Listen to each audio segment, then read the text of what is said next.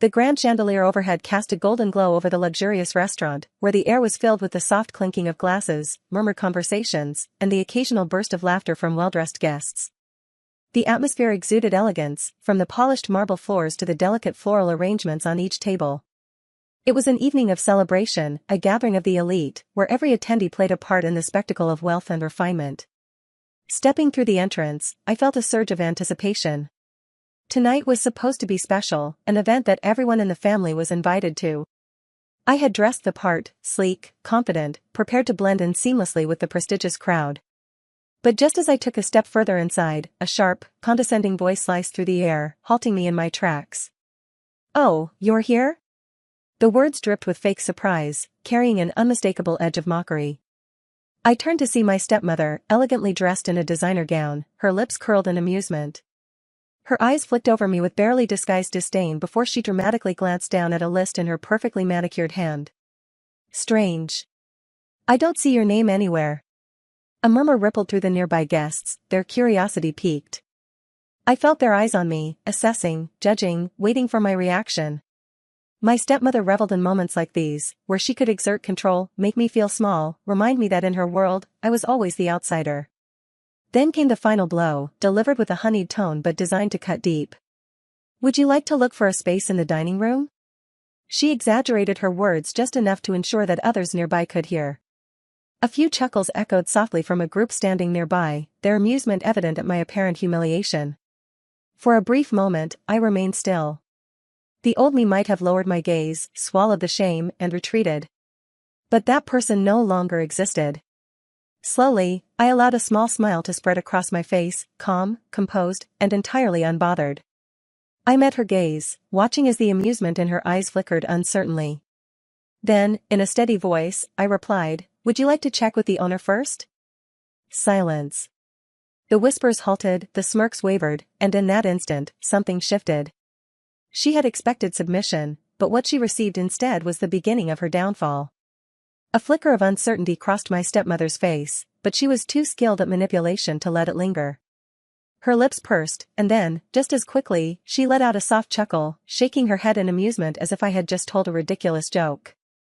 "Oh," she said, tilting her head slightly, her voice dripping with condescension. "And now you're claiming that the owner is on your side?" Her words were meant to dismiss me, to regain the upper hand, but I could already sense the shift in the room. The guests, who had initially been entertained by my supposed embarrassment, were now intrigued. Their whispers grew quieter, their gazes more focused. Something was unfolding before them, and they didn't want to miss it. I remained silent, simply watching her, letting the weight of my words settle in. That silence, it was something she had never encountered from me before. She was used to my compliance, my quiet retreat whenever she decided to put me in my place. But tonight was different. A flood of memories rushed through my mind, bringing with them the simmering resentment of years spent in her shadow. She had never accepted me, never treated me as family. From the moment she had married my father, she had made it clear that I was an inconvenience, a reminder of the past she wanted to erase. I had grown up watching her shower affection on others, playing the perfect hostess, the perfect stepmother, just never to me. Whenever there was an event, she ensured I was excluded or treated like an afterthought. If gifts were given, mine were always less significant. If support was needed, I was left to fend for myself while she lavished attention on those she deemed worthy. It wasn't just emotional manipulation, she had worked hard to keep me financially dependent too. Any opportunity one had, she sabotaged in subtle ways, discouraging my ambitions, ensuring I felt inadequate, making sure I knew my place. And now, standing here in this luxurious restaurant, she was attempting the same strategy, public humiliation, making me feel like an outsider. This dinner, this guest list, this entire evening had been orchestrated for one purpose, to remind me that I was insignificant. But what she didn't realize was that her carefully laid plan was about to collapse. I caught the way her fingers tightened around the stem of her wineglass, the way she shifted ever so slightly as if bracing for my response. She was waiting for me to crumble, to shrink under the weight of her carefully constructed world. Instead, I smiled again, calm, collected, and completely unfazed. She didn't know it yet, but this was the moment everything began to change. The tension in the air thickened as my stepmother's smile faltered for a fraction of a second. I saw the confusion in her eyes. She had expected me to break, to bow my head and accept her humiliation like I always had. But this time, I stood firm. This time, I wasn't going to be the outsider she had tried so hard to make me believe I was. A part of me wanted to relish the moment, but another part couldn't ignore the sting of the past, the years of neglect, of being treated like an inconvenience in my own home. I remembered being a child, watching from the corner of the living room as she threw birthday parties for her friends and their children. Laughter, music, beautifully wrapped gifts, everything a celebration should be. But I was never part of it. If I tried to join, she would simply look at me with a polite but firm smile and say, "This isn't for you, dear. Maybe next time." Next time never came. Even when my father was around, she found ways to make me invisible. If she planned a family vacation, she conveniently forgot to book a ticket for me. If guests came over, she made sure I was either running errands or sitting quietly in the background, unnoticed. She never raised her voice, never directly told me I didn't belong. Instead, she did something worse, she made me feel like I didn't exist at all. And yet, I had fought. I had fought for my place, for recognition, for even the smallest sliver of respect. I worked harder, pushed myself beyond limits, built something of my own. But no matter how much I achieved, she always found a way to undermine it. This night was supposed to be just another chapter in the same story, her moment of triumph, my moment of disgrace. But she had underestimated me. Around us, the guests were beginning to take sides. Some exchanged amused glances, clearly enjoying the drama. A few of my stepmother's closest friends smirked, silently cheering for her as she tried to regain control. Others, however, were growing uneasy. They had never seen me like this before, calm, self-assured, completely unbothered by her attempts to belittle me. And then, in the midst of it all, came the moment that would change everything. A hushed murmur spread through the crowd, whispers traveling like wildfire. Someone had just received a message, a piece of information that left them stunned. A few guests exchanged looks of disbelief. My stepmother, still trying to maintain her composure, noticed the shift but didn't understand it yet. She didn't know that her carefully constructed illusion was about to shatter. She didn't know that her past actions, her secrets, and her real place in this world were all about to be exposed. And this time, I would be the one standing in the spotlight. The smugness on my stepmother's face was unmistakable. She crossed her arms, tilting her head slightly, as if she had already won. "Fine," she scoffed, her voice laced with amusement. "If you're so confident, go ahead. Call the owner." Laughter rippled through her group of friends. They exchanged knowing glances, expecting to watch me fumble, to see my confidence shatter when my bluff was exposed. I smiled. A waiter, who had been watching the exchange nervously, hurried away. Within moments, the murmurs in the restaurant grew louder. The guests who had been observing the drama unfold straightened in their seats as a tall, sharply dressed man entered. The room seemed to shift. There was something about his presence, the authority in his stride, the way the staff immediately straightened at the sight of him. The owner had arrived. But the moment that truly set everything into motion was when his eyes met mine. The amusement on my stepmother's face evaporated as she watched him walk straight toward me. The respectful nod he gave me sent a ripple of shock through the crowd. "Sir," he greeted, his voice carrying a weight that made the entire room pause. "I wasn't expecting you tonight." A sharp inhale from my stepmother. Her face turned ghostly pale. I turned to her, keeping my expression unreadable, though inside, I was savoring every second of this. "There seems to be a misunderstanding," I said casually, my voice carrying just loud enough for everyone to hear. I glanced around the room, watching as realization dawned on every guest. Some already had their hands covering their mouths in shock. Apparently, my stepmother forgot who owns this place. The silence that followed was deafening.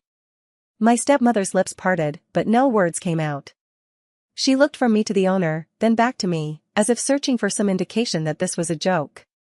But the horror in her eyes only grew as she saw the unwavering confirmation on my face. "You," she stammered, her voice barely above a whisper. Her friends, the ones who had been laughing just moments ago, were frozen, their faces a mix of disbelief and discomfort. Some subtly edged away from her, no longer wanting to be associated with what was unfolding. The owner, still maintaining his professional demeanor, turned his attention to my stepmother. "Ma'am, is there a problem here?"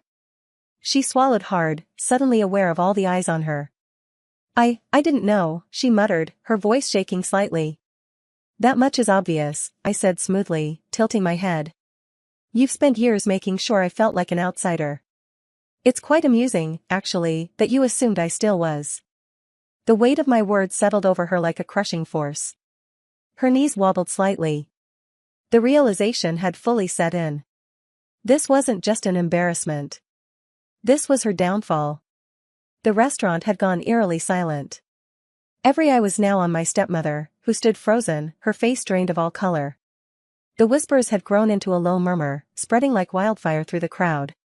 Some guests exchanged amused glances, while others shook their heads, clearly enjoying the turn of events.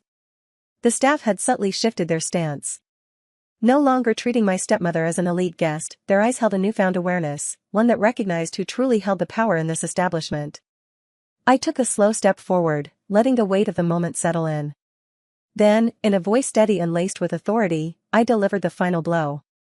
Since you seem unaware of the guest list, I said, tilting my head slightly, perhaps it's you who doesn't belong here. My stepmother flinched. A collective gasp rippled through the room. She opened her mouth to protest, but before she could speak, I turned slightly, making a subtle motion with my hand. Instantly, 2 uniformed security guards stepped forward. Escort her out, I instructed, my tone calm, effortless, and absolute. The shift in energy was palpable. The once confident woman, who had relished humiliating me just moments ago, now stood paralyzed with shock. Her lips quivered. This is a misunderstanding, she blurted, her voice desperate, eyes darting between me and the guests. But the damage was already done. The same people who had laughed at her taunts earlier were now watching with smirks, their amusement barely concealed. Others whispered behind their hands, shaking their heads at the sheer irony of it all. One of the guards stepped forward. "Ma'am, please come with us." My stepmother turned frantically, looking for someone, anyone, to defend her. But no one moved. No one came to her rescue. The power dynamic had shifted completely. She tried again, her voice now tinged with panic. "Wait. I didn't know. This isn't fair. You can't do this." I simply raised an eyebrow. "Oh. You didn't think it was unfair when you tried to humiliate me in front of everyone?" She stammered, but no coherent words came out. One of the guards gently placed a hand on her arm, urging her to move. Realizing she had no way out, she let out a strangled breath.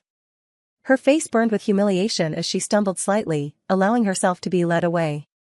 As she passed by the tables, the final nail in the coffin came, muffled chuckles, whispers, and the cold, judgmental stares of the guests she once sought validation from. By the time the doors closed behind her, the room burst into hushed laughter and satisfied murmurs. I took a deep breath, exhaled slowly, then turned back to the staff.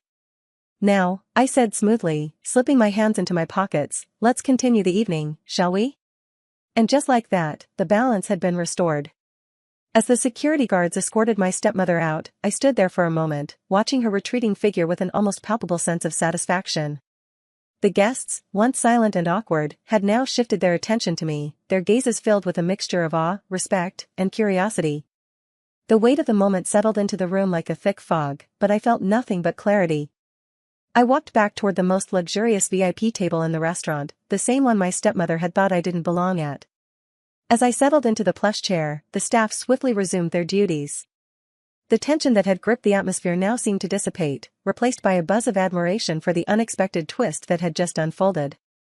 Drinks were served promptly, the finest champagne poured into crystal flutes, each one glistening as it caught the light from the grand chandeliers above. The clink of glasses was sharp and deliberate, echoing through the room. I raised my glass high, the golden liquid catching the light. "To recognizing who truly belongs," I said, my voice carrying through the room, calm yet filled with an undeniable strength. The guests looked at each other, unsure at first, before the realization set in. They knew I had reclaimed my rightful place. The toast was met with a few hesitant but approving claps, then the murmurs of agreement grew louder. It wasn't just about the table. It was about reclaiming the respect that had been denied for so long. The power had shifted, and they all knew it. As I took a sip from my glass, I couldn't help but smile to myself. "Some people forget their place," I said quietly, a slight smirk curling my lips. Good thing I never did. The room fell into an odd silence for just a moment, and then, the applause started. Soft at first, then building into a genuine wave of appreciation. The guests, those who had once looked down on me or ignored me, were now acknowledging my presence with respect. Some clapped, while others simply nodded in approval. I leaned back in my chair, the weight of the evening's victory settling in.